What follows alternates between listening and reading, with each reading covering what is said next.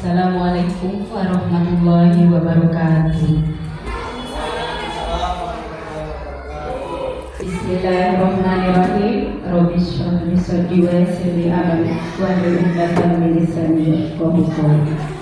Yang terhormat Ibu Kepala Residen Kertasari serta guru-guru Bapak dan Ibu Guru Residen Kertasari yang berbahagia. Alhamdulillah pada hari Sabtu ini kita berkumpul dalam acara diseminisasi. Untuk mempersingkat waktu, saya persilakan Ibu Kepala Sekolah SDN Kertasari untuk memberikan sambutan. Kepada Ibu Kepala Sekolah SDN Kertasari, waktu dan tempat kami persilakan.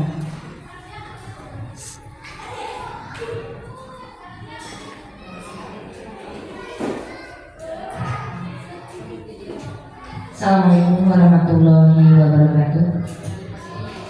Bismillahirrahmanirrahim. Rabbi sholli sholli wa nasiri amri wa uqdatam min lisani yafqahu qawli.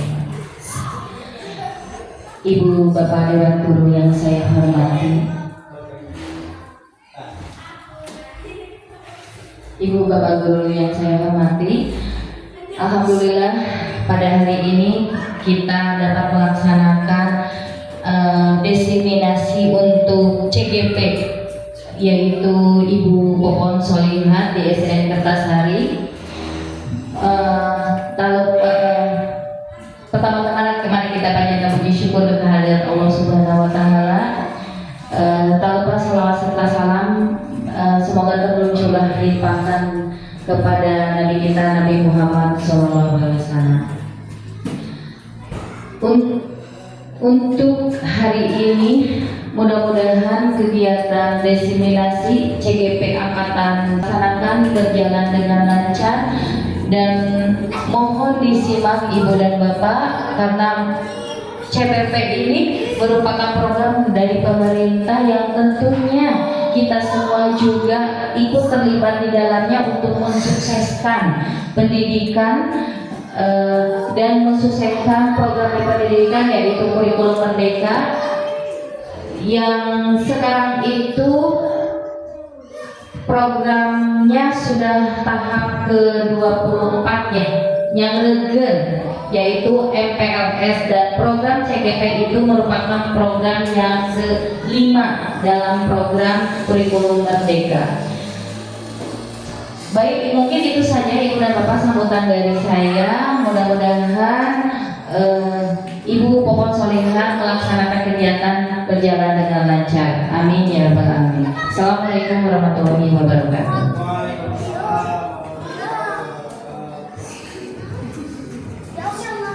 Terima kasih kepada Ibu Kepala SDN Kertasari yang telah memberikan sambutan.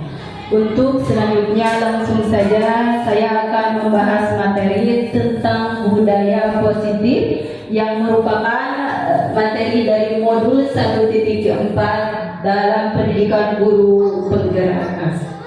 Budaya positif, kita pernah mendengar budaya positif. Apa itu budaya positif?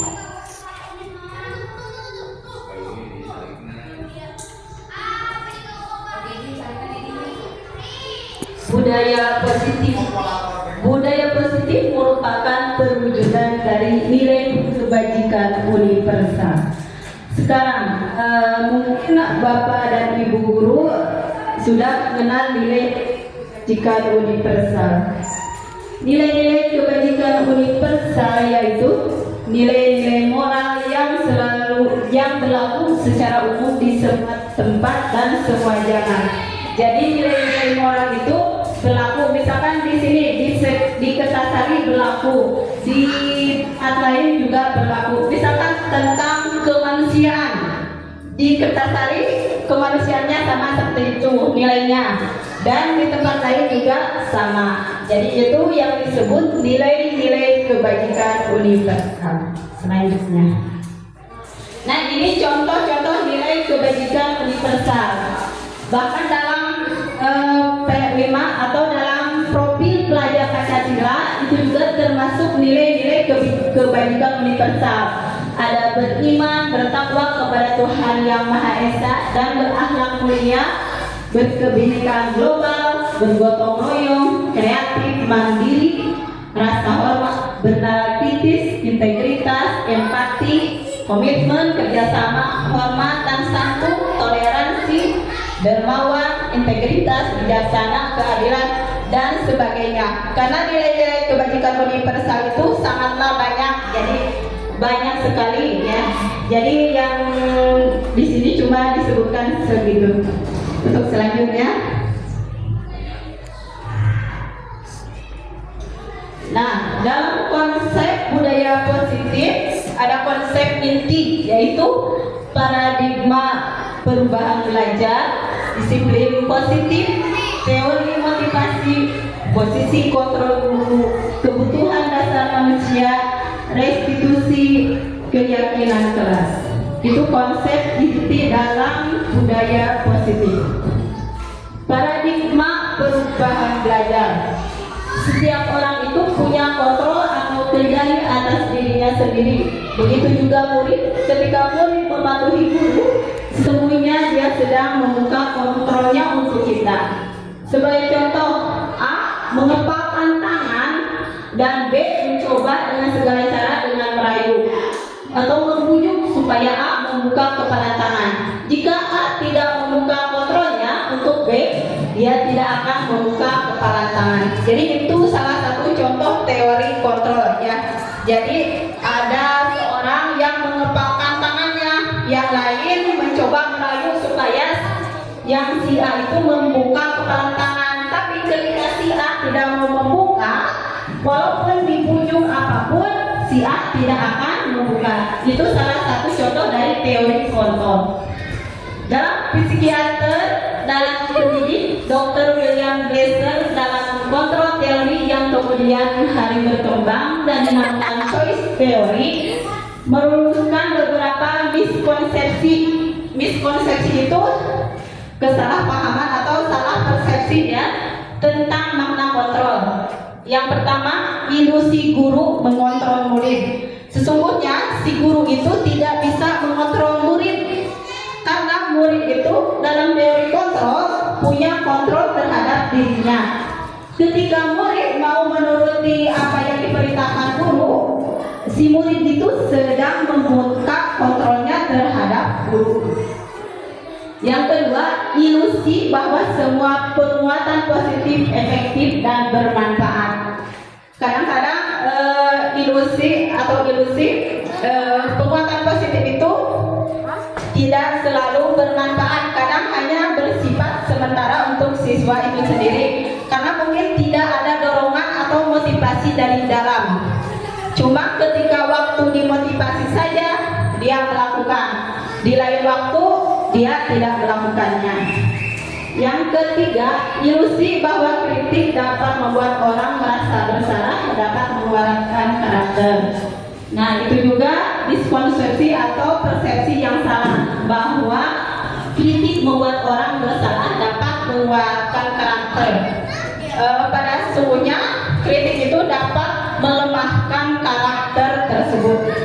Yang keempat, ilusi bahwa orang dewasa memiliki hak untuk memaksa. Sesungguhnya setiap orang itu memiliki jiwa kebebasan. Bahkan anak-anak pun tidak mau dipaksa. Bahkan sebagai murid kadang tidak mau dipaksa untuk melakukan sesuatu. Bagaimana seseorang bisa berubah dari paradigma stimulus atau respon kepada pendekatan teori kontrol? Stephen R. Covey dalam bukunya Principle Center Leadership tahun 1991 mengatakan bahwa bila kita ingin membuat kemajuan perlahan, sedikit-sedikit ubahlah sikap atau perilaku Anda. Namun bila kita ingin memperbaiki cara-cara utama kita, maka kita perlu mengubah kerangka acuan kita.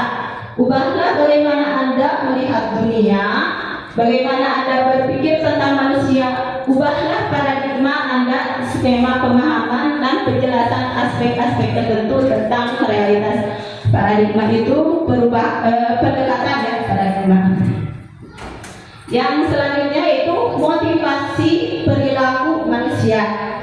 Seseorang melakukan sesuatu karena ada dorongan, baik dari dorongan dari dalam maupun dorongan dari luar.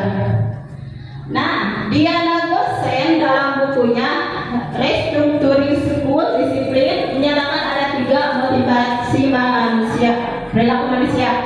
Yang pertama, untuk menghindari ketidaknyamanan atau hukuman. Yang kedua, untuk mendapatkan imbalan atau penghargaan dari orang lain. Yang ketiga, untuk menjadi orang yang mereka inginkan dan menghargai diri sendiri dengan nilai-nilai yang mereka percaya. Siswa memakai atribut yang lengkap. Nah, yang kedua, siswa belajar dengan rajin supaya dapat peringkat kelas dan mendapat hadiah. Kalau yang kedua itu motivasinya ingin mendapat penghargaan. Kalau yang pertama motivasinya karena takut hukuman. Yang ketiga ini yang paling bagus ya, siswa belajar rajin karena ingin dapat ilmu untuk bekal dirinya di masa depan. Yang ketiga itu teori motivasi yang berasal dari dalam dirinya sendiri. Nah, konsep itu selanjutnya yaitu disiplin positif. Diana Gosen dalam bukunya Restructuring School Discipline tahun 2021, Diana menyatakan bahwa arti kata disiplin berasal dari bahasa Latin yaitu disiplina yang artinya belajar.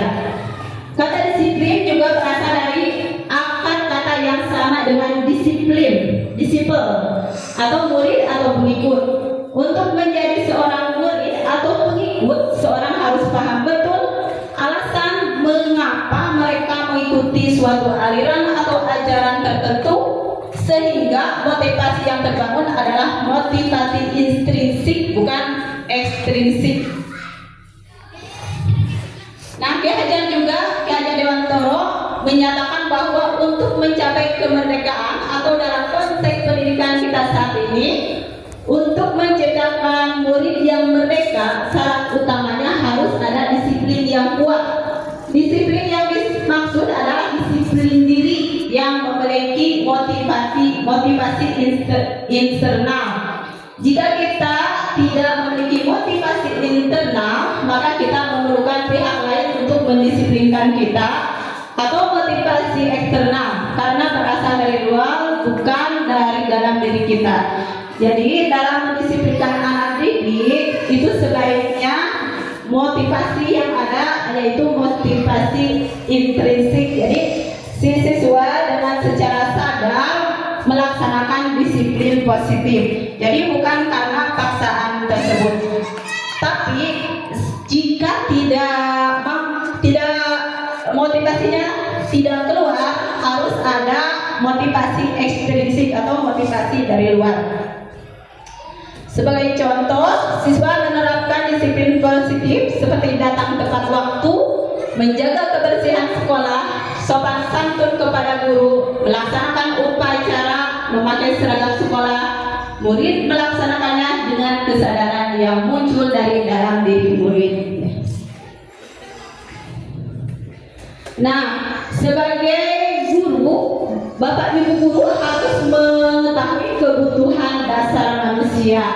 Nah, si murid juga punya kebutuhan dasar. Ketika kebutuhan dasarnya tidak terpenuhi, maka dalam proses belajar mengajar akan terganggu, tidak akan berjalan sesuai rencana. Nah, kebutuhan dasar yang pertama yaitu bertahan hidup, yang kedua kasih sayang dan rasa diterima, selanjutnya kebebasan, kesenangan dan penguasaan. Bertahan hidup, kebutuhan bertahan hidup atau survival adalah kebutuhan yang bersifat fisiologis untuk bertahan hidup, misalnya kesehatan, rumah dan makanan. Ini kebutuhan dasar ya, seperti makan, minum dan rumah.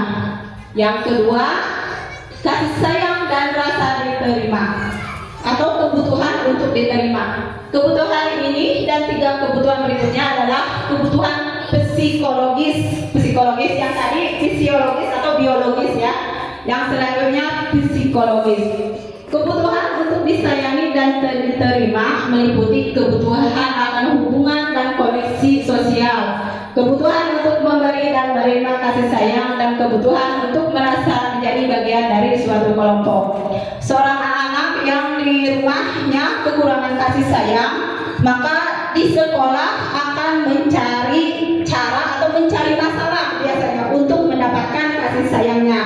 Begitu juga anak yang di rumahnya lapar, kurang makan, maka dalam mengikuti kegiatan pembelajaran akan rewel ya, akan tidak akan berjalan dengan lancar.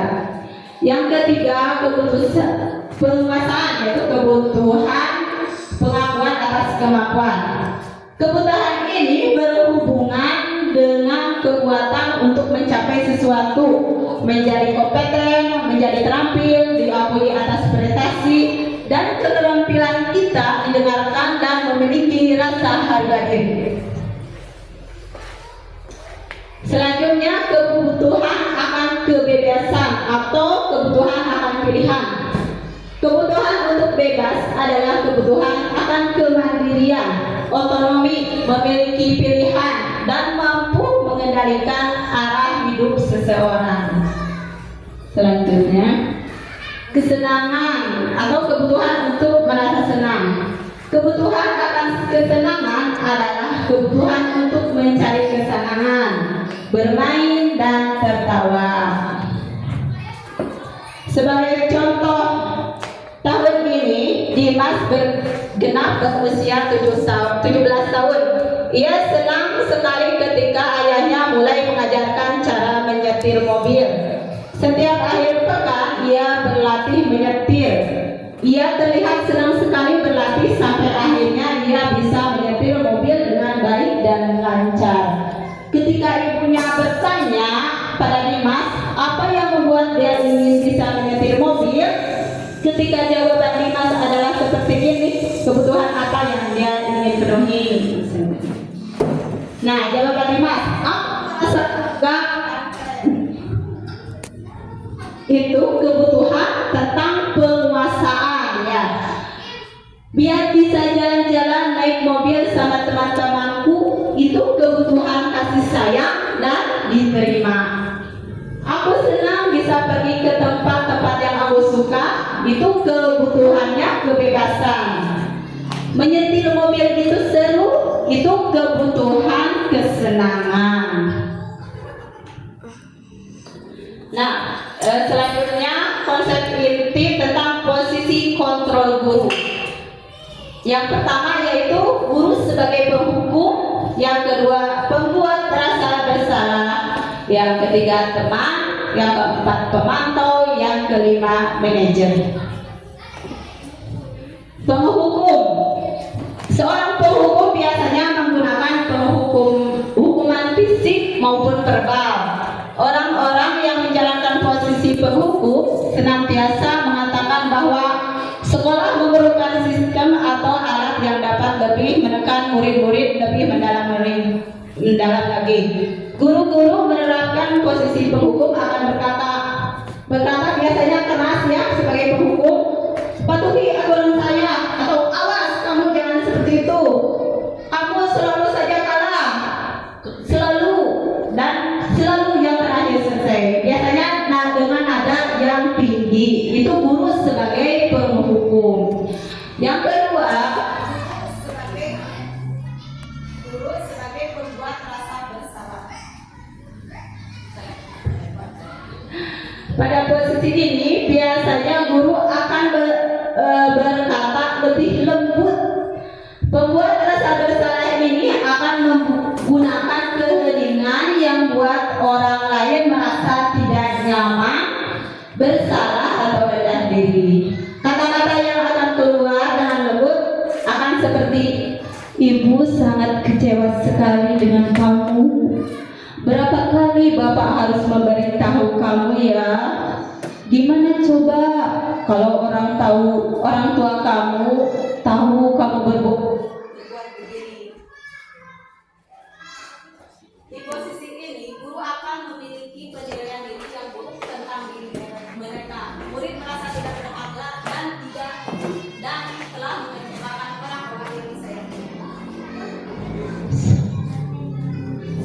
Yang ketiga, guru memposisikan diri sebagai teman.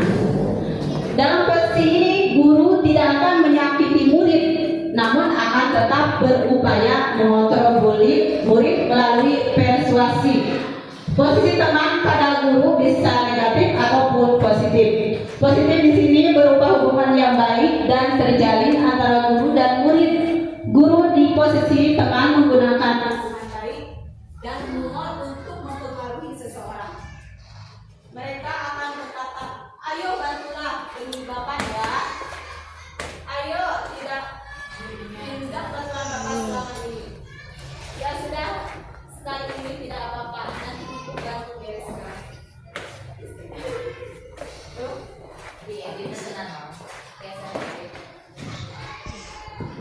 Nah, yang keempat itu guru sebagai pemantau.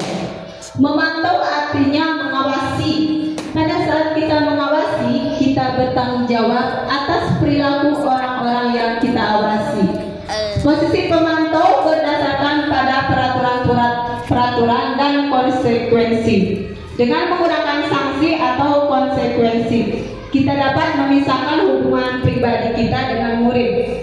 Sebagai seseorang yang menjalankan posisi pemantau, pertanyaan yang diajukan seorang peraturannya apa? Apa yang telah kamu lakukan? Sanksi atau konsekuensinya apa? Seorang pemantau sangat mengandalkan perhitungan, catatan data yang dapat digunakan sebagai bukti atas perilaku seseorang. Posisi ini akan menggunakan stiker, slip catatan, daftar cek. Posisi pemantau sendiri berawal dari situasi teoris respon yang menunjukkan tanggung jawab guru dalam mengontrol murid. Yang terakhir yaitu posisi manajer, adalah posisi di mana guru berbuat sesuatu bersama dengan murid, mempersilahkan murid mempertanggungjawabkan perilakunya, mendukung murid agar dapat menemukan solusi atas permasalahannya sendiri. Seorang manajer akan berkata, apa yang kita yakini? Kembali ke keyakinan kelas, apakah kamu meyakininya? Jika kamu meyakininya, apakah kamu bersedia memperbaikinya? Jika kamu memperbaiki, hal apa menunjukkan tentang dirimu? Apa rencana kamu untuk memperbaiki hal ini? Nah, yang selanjutnya keyakinan kelas.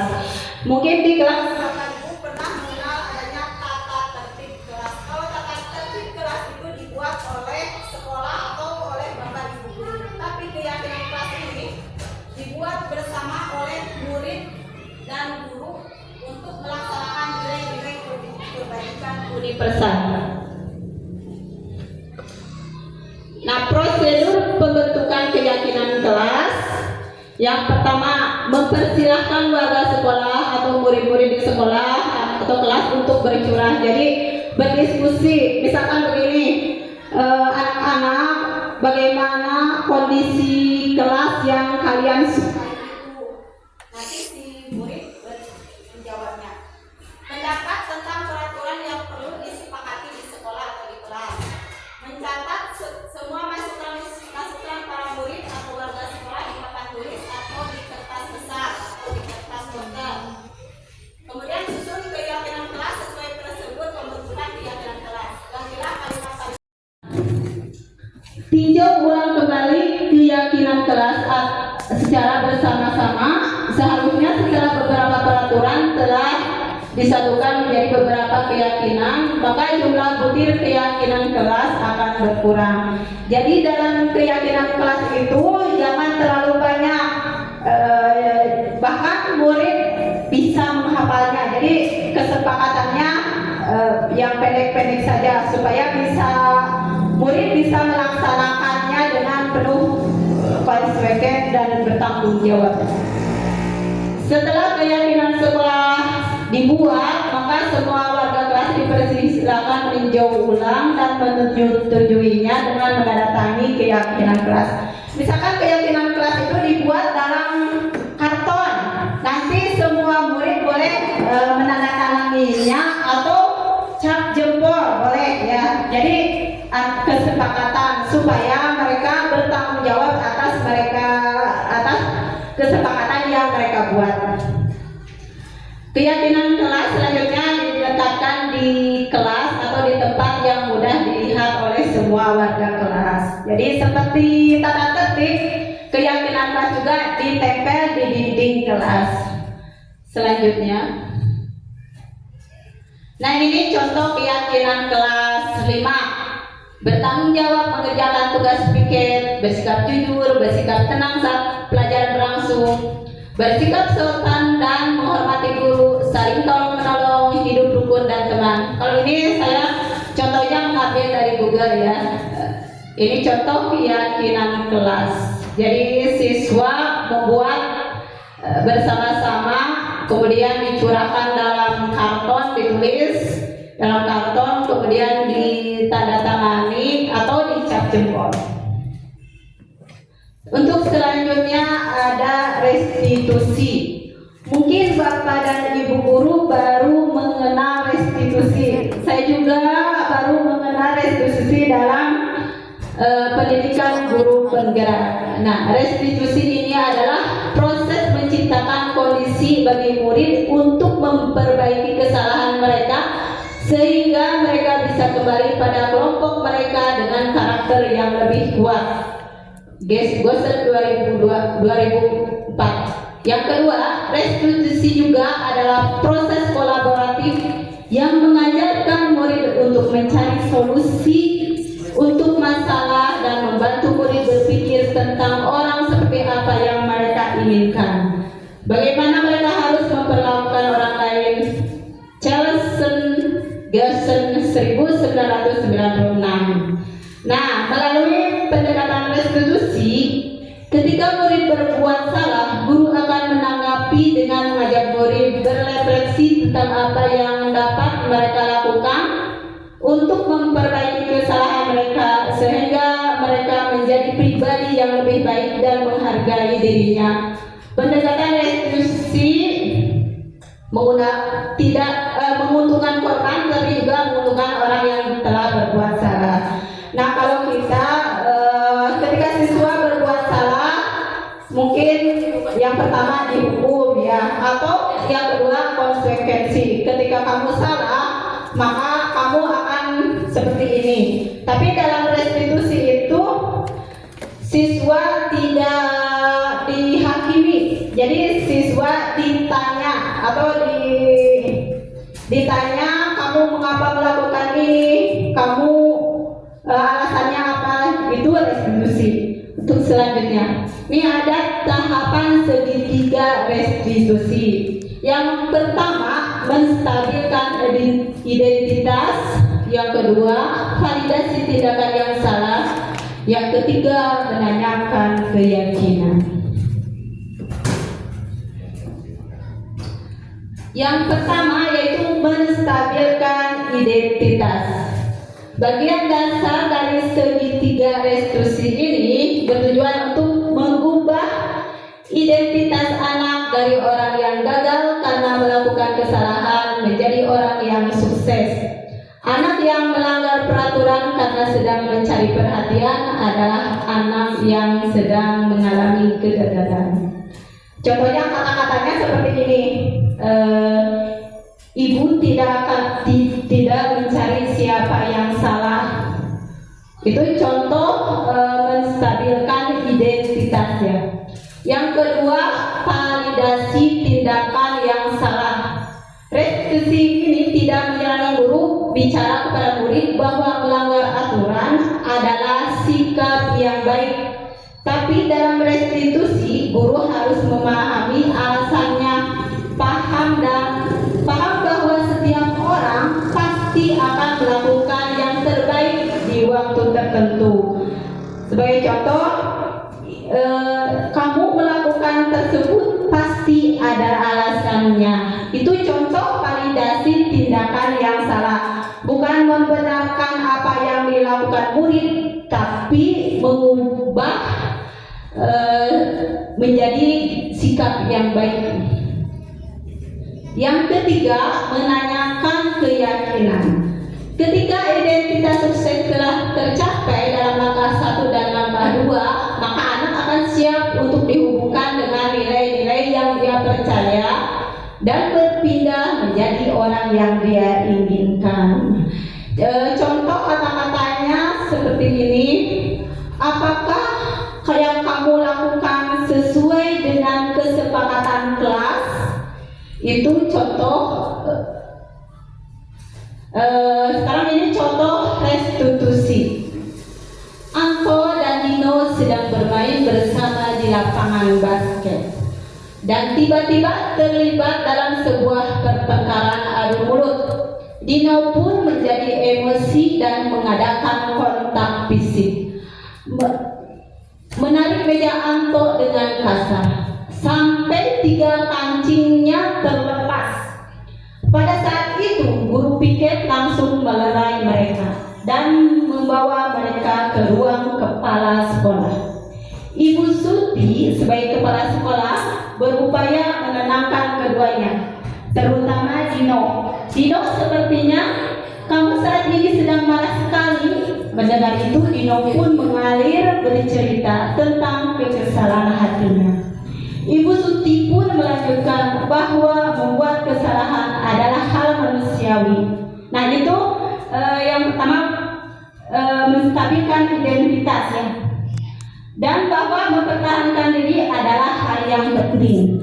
Namun, meminta Dino memikirkan cara lain yang mungkin lebih efektif karena saat ini Dino berada di ruang kepala sekolah. Ibu Suti melanjutkan bertanya tentang keyakinan sekolah yang disepakati, serta apakah Dino bersedia memperbaiki kesalahan yang telah dilakukan terhadap Anto. Dino pun akhirnya perlahan mengangguk. Kemudian Ibu Suti bertanya kepada Anto, apa hal yang bisa dilakukan Dino untuk memperbaiki masalah? Anto menjawab, saya perlu kancing saya diperbaiki, Bu. Ibu saya akan sangat marah kalau melihat kancing baju saya sampai copot kancing begini. Ibu Suti pun kembali bertanya ke Dino, apakah yang akan dia lakukan untuk menggantikan 3 kancing Anto yang terlepas. Dino berpikir sejenak, namun menjawab, wah tidak tahu Bu, saya lem kembali mungkin ya Bu. Ibu Suti berpikir sebentar dan menanggapi, kalau dilem akan mudah terlepas kembali Dino. Bagaimana kalau kamu menjahitnya saja? Bersediakah kamu? Dino tampak ragu-ragu dan menanggapi, menjahit? Mana saya tahu bagaimana menjahitku? Ibu Suti meneruskan, apakah kamu bersedia belajar menjahit? Dino berpikir sejenak, memanjang kemeja Anto dan menanggapi, yang mengajari saya siapa Bu? Cepat Bu Suti menjawab, Pak Irfan, guru tata busana. Dino kembali diam sejenak memandang kemeja Anto yang tanpa kancing. Akhirnya Dino mengangguk tanda menyetujui dan sepanjang siang itu Dino belajar menjahit dan memperbaiki kemeja Anto. Terakhir kali terlihat kedua anak tersebut, Dino dan Anto, pada jam pulang sekolah mereka. Jadi dalam restitusi ini mencari solusi. Ketika anak membuat masalah, kemudian anak itu dipanggil bersama-sama, anak itu untuk mencari solusi terhadap permasalahan yang mereka buat. Jadi bukan dihukum atau dengan konsekuensi, tapi dengan restitusi. Itu mencari solusi untuk kesalahan yang mereka perbuat. Saya juga pernah melaksanakan ini, tapi dalam waktu libur ya, untuk kegiatan tugas juga. Anaknya sangat senang ya melakukan restitusi. Saya ucapkan terima kasih kepada Bapak Ibu guru dan Ibu kepala sekolah yang telah mendukung acara kegiatan ini. Semoga acara ini bermanfaat dan ilmunya berkah. Wabillahi taufiq wal hidayah.